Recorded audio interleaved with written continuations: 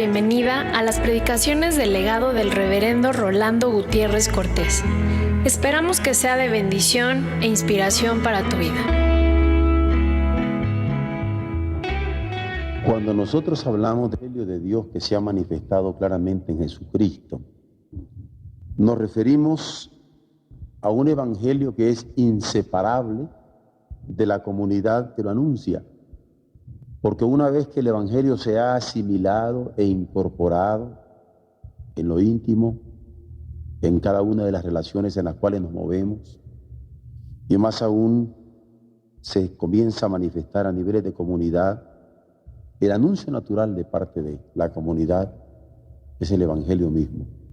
Y Cristo, que domina nuestra mente, nuestros sentimientos, nuestras decisiones, comienza a revelarse paso a paso, de tal manera que se torna en vida, que todo el mundo puede palpar, porque es algo que Dios nos ha dado como una nueva creación y nos permite pensar nuevamente, sentir nuevamente, decidir nuevamente, porque con nueva visión, la regeneración de su gracia comienza a actuar en nosotros. Y es así que se torna en proclamación, es así que se torna en enseñanza, es así que se torna en un vivir permanente. Claro que cuando el evangelio penetra en la vida de una persona, cuando comienza a permear las relaciones en que esta persona se mueve, se vence el individualismo y es superado porque se estima la relación que el Señor constriñe a vivir, afectándonos de tal manera que reconocemos en la otra persona la imagen de Dios, porque ambos hemos sido creados por el mismo Dios. Y no vamos a lastimar la imagen de la otra persona en quien reconocemos la imagen del Dios que tenemos por común creador. O reconocemos la imagen de alguien que también ha sido redimido por la sangre de Jesucristo y no vamos a lastimar la imagen de esa otra persona por la que Cristo ha muerto. Y nuestro conocimiento y nuestro reconocimiento son afectados por el evangelio, porque vemos en el otro al hermano por creación, al hermano por redención. Y cuando nos damos cuenta que nadie puede llamar a Jesús Señor si no es por el Espíritu Santo, y nadie le puede llamar a Jesús Señor sin confesarle como el Hijo del Dios viviente, entonces nos damos cuenta y conscientemente comenzamos a movernos como una comunidad de Espíritu Santo, porque el Espíritu Santo nos ha hecho reconocer a Cristo, y en Cristo al Hijo del Dios viviente, y el Dios viviente, el Creador de nuestro hermano, y Cristo, el Redentor de nuestro hermano. Y somos por antonomasia una comunidad espiritual, en donde el compañerismo que se comparte es en virtud de Él, y en donde la restauración en la que nos movemos es en virtud de Él, y en donde la internalización paulatina de las verdades del evangelio en cada uno de nosotros como creyentes la comenzamos a sentir regenerando cada una de las neuronas que componen nuestro cuerpo y cada una de las relaciones en las cuales nosotros nos estamos desempeñando, ya no digamos la reubicación de valores, la jerarquización de valores, en donde el reino de Dios es fundamentario para cada uno de los elementos con los cuales vivimos. El apóstol Pablo dice que el fruto del Espíritu es amor, gozo, paz, tolerancia, benignidad, bondad, fe, mansedumbre, templanza.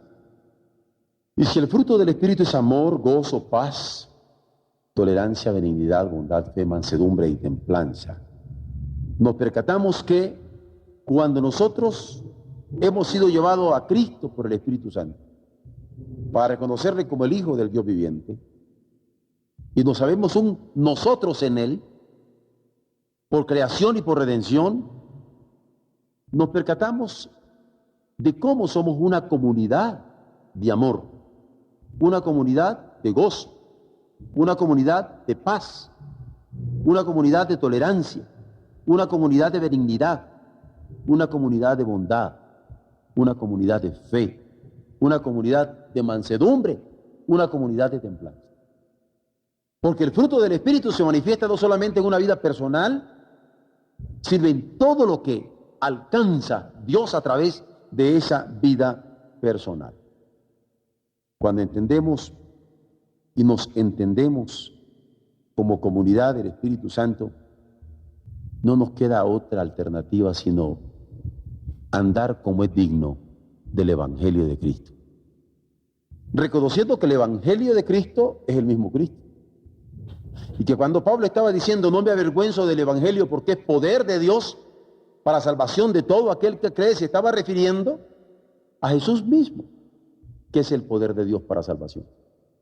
El que permite que mi mente sea salva de malos pensamientos, mi corazón de malos sentimientos, mi voluntad de malas decisiones. Por eso él no se avergonzaba del Evangelio, porque era el poder de Dios para salvación. Pero la identificación del Evangelio estaba en la identidad de Jesús, porque Jesús mismo es el Evangelio de Dios.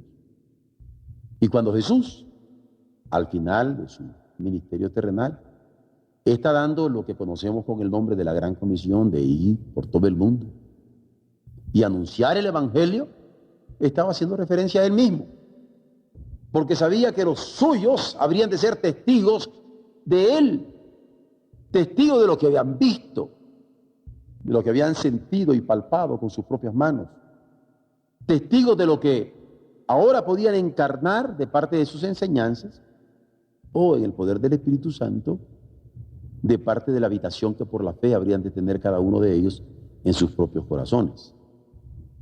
Son estos discípulos los que pueden bautizar como enviados del Padre, reconociéndose criaturas de Él. Los que pueden bautizar como enviados del Hijo, reconociendo redimidos por Él. Los que pueden bautizar como comunidad del Espíritu, porque es el Espíritu el que los ha guiado a la verdad del Hijo y del Padre. Por eso pueden encarnar el Evangelio. El Evangelio de Dios, que es alegría para el mundo, para las naciones, para las familias y para todas las relaciones personales que Él quiso venir a redimir. Cuando Él les dice que no solamente habrían de proclamar el Evangelio, sino también de enseñar el Evangelio, es porque quería que enseñaran, que guardaran todas las cosas que Él había mandado una a una, sin ningún temor, porque Él estaría con ellos todos los días hasta el fin del mundo. Porque Él sabía perfectamente que el temor hace presa de sus seguidores. Pero les da la consolación y la seguridad de que habría de estar con ellos para que el temor no fuera a inhibirles de ser testigos de su gracia de una manera denodada. Y es por eso que la enseñanza ha de ser tan clara como se recibe de parte de Dios, revelada en su palabra escrita. Y cuando les manda que, además de proclamar y enseñar, lo vivan, porque a través del Espíritu Santo inspira el apóstol Pablo para que sepamos que tenemos este tesoro en vasos de barro para que la excelencia del poder sea de Dios y no de nosotros, es porque quería que aún gente como los corintios, reconocidos a través de la historia como eminentemente carnales, supieran que el Evangelio era para vivirse, porque el vivir, el Evangelio es vivir en Cristo. Y si eso se da, entonces se puede entender que no importa que se esté atribulado en todo, pero se puede no estar angustiado. Se puede estar en apuros, pero jamás desesperados. Se puede estar siendo perseguidos, pero sin sentirse desamparados, mucho menos derribados, para saberse destruidos. Porque lo que el Espíritu Santo inspira para que su iglesia lleve, es el que en su cuerpo muestre por todas partes la muerte de Jesús, de tal manera que la vida de Jesús se manifieste entre todos sus seguidores. Cuando hablamos del Evangelio de Cristo y de Cristo como el Evangelio de Dios, hablamos de un Evangelio que ha de ser no solamente proclamado y enseñado por nosotros como iglesia, sino vivido, consciente, íntima, concretamente por cada uno de nosotros. Esto nos da la bondad de vivir con templanza, equilibradamente, porque es uno de los elementos con que se reconoce el fruto del Espíritu, la templanza. Y el Evangelio ha de vivirse con templanza. La fe en Cristo ha de vivirse con templanza, como Cristo mismo vivió, equilibradamente. Y cuando se vive con templanza, la benignidad aflora. Nadie que se precie de encarnar el Evangelio de Dios va a de conocer la bondad de la templanza y del imperativo de la benignidad que el Evangelio encierra, entraña, para ser vivido por los seguidores.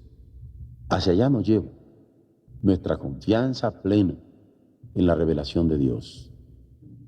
Por eso es menester tomar conciencia de en qué medida somos comunidad de espíritu, en tanto que iglesia de redimidos. Y es allí donde hemos de examinarnos en cuanto a nuestro compañerismo, en cuanto a nuestra comunión en el Espíritu Santo, tal como lo vivieron los hermanos en Jerusalén, cuando habiendo tenido la experiencia con el Espíritu Santo, de tal manera conjugaron la alegría de su salvación, que la multitud de los que habían creído, registra a la letra, eran un corazón y un alma. Y ninguno decía ser suyo propio nada de lo que poseía, sino que todas las cosas las tenían en común. Pero no por un mero desprendimiento filantrópico, sino por una actitud de fondo, en donde no se sustituye con dádivas lo que no se siente de corazón. Y en donde no se sustituye con dádivas lo que no se vive en santidad fiel al Señor. Vaya compañerismo, en donde la primera identificación es con el Padre, compañero con el Padre. Es con el Hijo, compañero con el Hijo. Es con el Espíritu Santo, compañero por el Espíritu Santo. Y porque tenemos este compañerismo con la Santísima Trinidad, el compañerismo que tenemos que nosotros es compañerismo redentor, en virtud de un Espíritu Santo que nos permite vivir en unidad común como iglesia, en donde el sujeto de nuestra predicación es la Trinidad. Una comunidad espiritual es una comunidad que restaura, de tal manera que si alguno fuere sorprendido en alguna falta, quienes son espirituales y están vinculados con el Padre y con el Hijo, un Padre que es todo amor y misericordia y un Hijo que es gracia pura y plena, restauran con espíritu de mansedumbre, restaurándose a sí mismo primeramente. No vaya a ser que alguien caiga por ser tentado, sabiendo que se han de sobrellevar las cargas los unos de los otros, en espíritu de mansedumbre, definitivamente, para cumplir la ley de Jesucristo. Porque Jesucristo lleva con mansedumbre nuestra propia carga, para bien de todo aquel que confía y se confía en Él. Una comunidad del Espíritu Santo tiene este compañerismo reconocible con Dios y su entorno, y esta restauración que comienza con una restauración personal y por lo tanto se da en la restauración de los otros. Pero también hay servicio, como se registra en la Escritura, que hemos de ofrecer siempre a Dios a través de Cristo un sacrificio de alabanza, fruto de labios que confiesan su nombre para hacer bien. Porque la forma de adorar a Dios es haciendo bien y procurando una mutua ayuda de la cual no hay que olvidarse, porque esta es alabanza que agrada al Señor.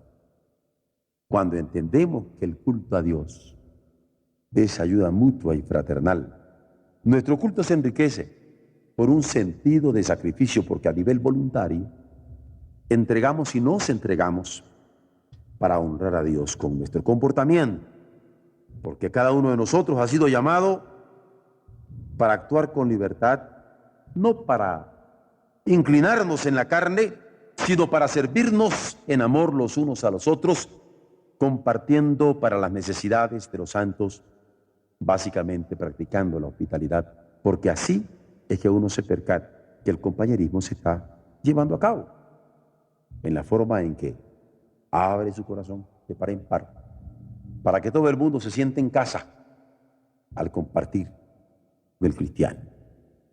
Cuando el Evangelio se entiende como revelación de Dios en Jesucristo y la comunidad del Espíritu Santo se entiende como a Jesucristo encarnado en la vida y ministerio de la Iglesia, comenzamos a jerarquizar los valores del reino, porque de esa manera es que el Evangelio se encarna en Cristo y su Iglesia, y el amor de unos a los otros y la honra que podemos rendirnos unos a otros y la lógica de preferencia que se puede dar entre nosotros comienza a hacerse patente, porque el amor se va a conjugar en forma muy práctica, honrándonos antes que deshonrándonos, prefiriéndonos antes que buscando privilegios.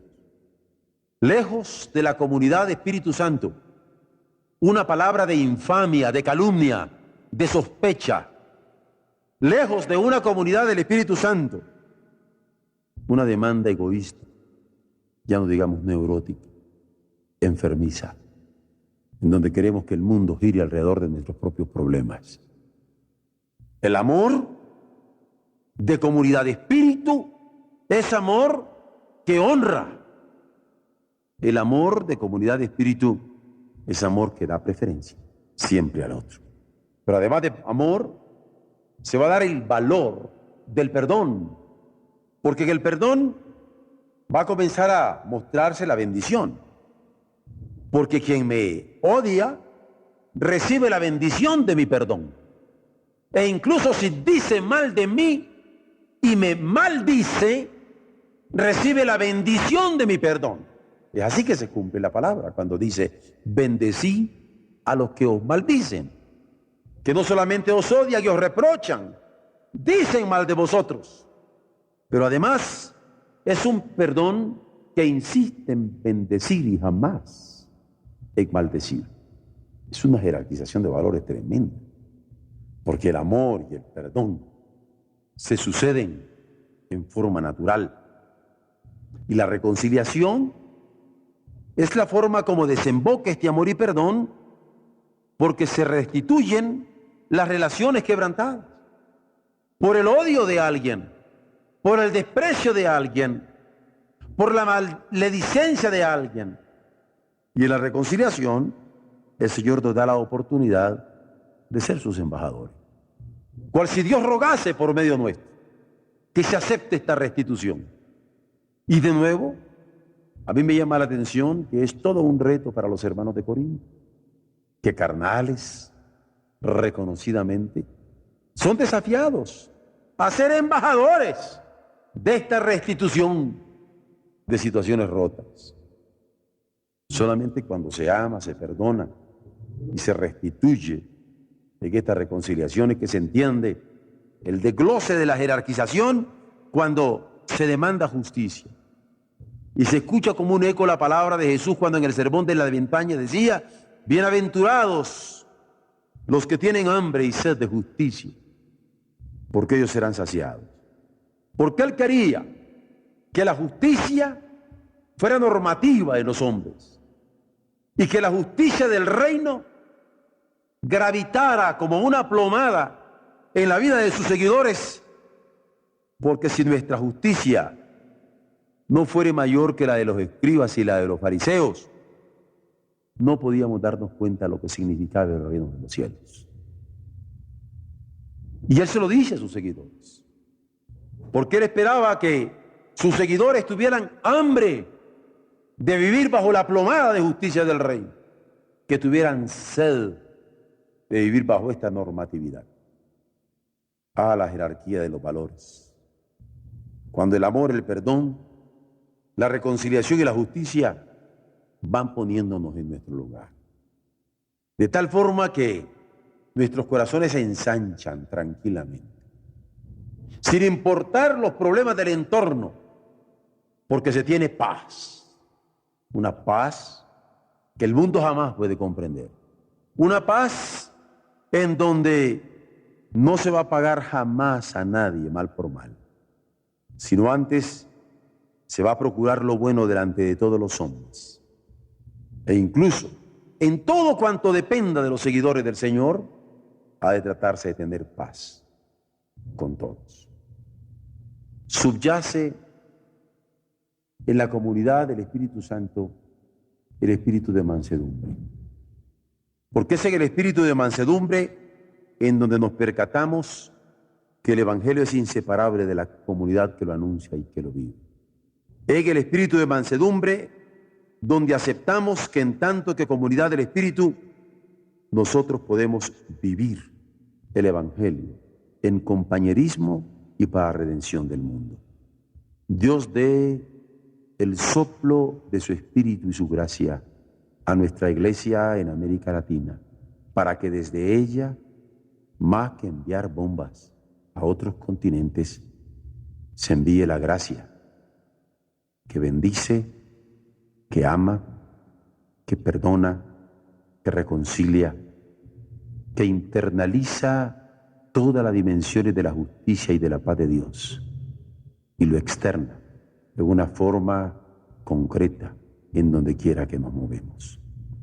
Amén.